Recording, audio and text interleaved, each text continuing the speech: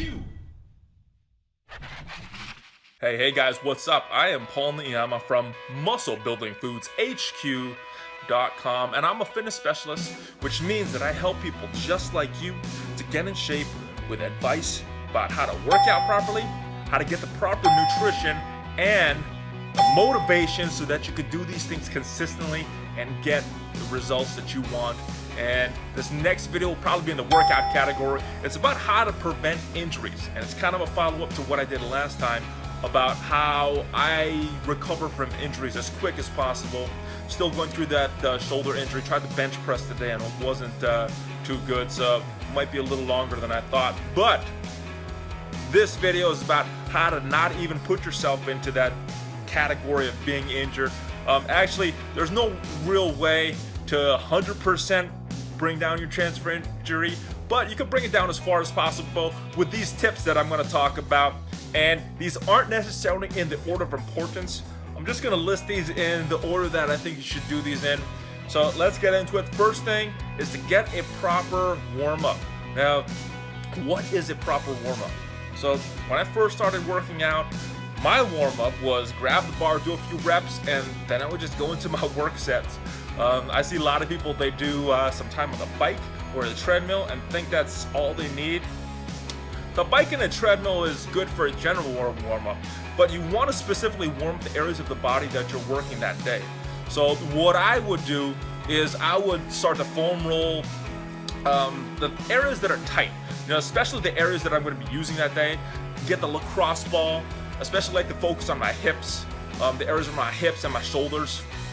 Even if I'm working lower body, I'll still start to warm up my shoulders a little bit because they are involved to some extent. But I just try to get that soft tissue moving, get any tightness out that could prevent my range of motion. Because if you're not getting the proper range of motion, that could also lead to injury. Sometimes I will static stretch if I feel really tight.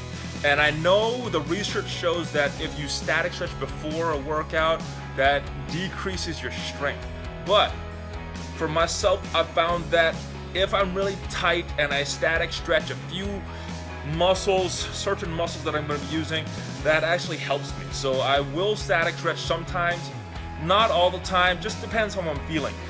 I like to focus on, again, areas around my hip and my shoulders because these are generally the areas that get tight. So hip flexors, pecs, maybe shoulders, lats, these areas get tight on me, so I like to make sure that these have that mobility. And once I have that, I could move properly, I'm going to do some dynamic stretch work. So maybe some shoulder dislocations, maybe some band pulls just to get some blood into these muscles. It just depends what I'm working that day and what's feeling tight on me. No real specific thing, but if you are looking for something, Jody Franco has some real good stuff. His Simple 6, his Agile 8, his Limber 11, all of those are good warm-ups depending if you're working upper body or lower body. It has some lacrosse ball work in there, and I use those sometimes. But when I'm working with myself and working with clients, I do stuff that I feel that I need and what's going to help me with the work that I'm doing for that day. So I don't really use a cookie cutter program for my warm-up. Again, it just depends how I'm feeling and what I'm working that day. And that is a good example of a warm-up. Next thing, probably the most important, there's not too much to say about this, but it's the most important, and it's using the proper form. There's a lot of people I see, most people I see go into the gyms, they're not using the proper form. Even myself, I know what the proper form should look like, but I'm not watching myself, and sometimes I get out of alignment a little bit, and that's what happened to my shoulder last week. Just the elbow got a little too high, and my shoulder just wasn't there, so where it should have been. So use the proper form. If you don't know the proper form for an exercise, that's where machines could come in. They're not the most beneficial, but it's real easy to stabilize. So the machines will reduce your chance for injury. Although I don't like them, I think learning the proper form is more important. So get someone to help you with that. Get a trainer that is good. Not all trainers are good. I've seen a lot of people working with trainers and they're not even cueing them on the right form. learn the proper form. Starting Strength is a good book for that. For your major exercises, things to remember: knees out, shoulders in. You want to create torque on the hips and the shoulders. That's just some general things that apply to a lot of the exercises. Creating that torque is really important to keep those muscles tight. What else? After the form is to get a proper recovery. I know a lot of people overtrain. I know myself, I overtrained when I was a novice, when I was back in high school, because a lot of people think, if you do something good for yourself, if you do more of it, it's even better.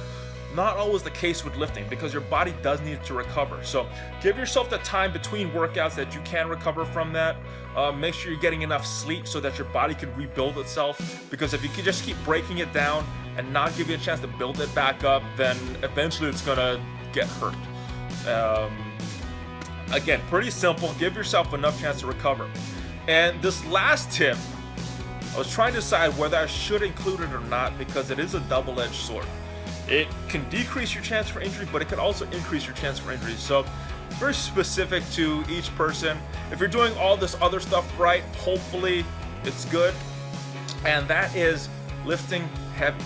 Now, lifting heavy does increase your chance for injury, because you're having more stress on the body, and just you have less of a chance of correcting itself. So if my alignment is off and I'm using a lightweight, probably not going to hurt myself. But if I'm going heavy and my alignment is off, there's not a lot of room for error when I'm going heavy.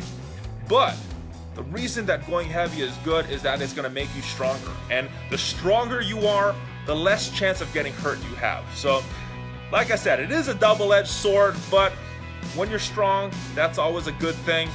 Don't go heavy too soon, though.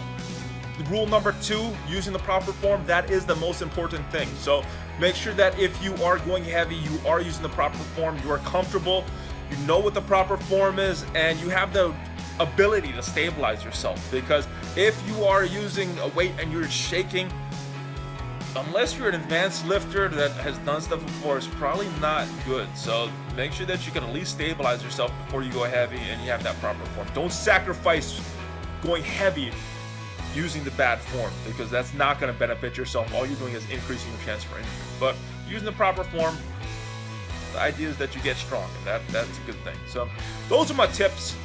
Hopefully you could incorporate some of these into your workout and reduce your chance for injury. It's not just going to decrease your chance for injury in life, in the workout, but it will decrease your chance for injury in life.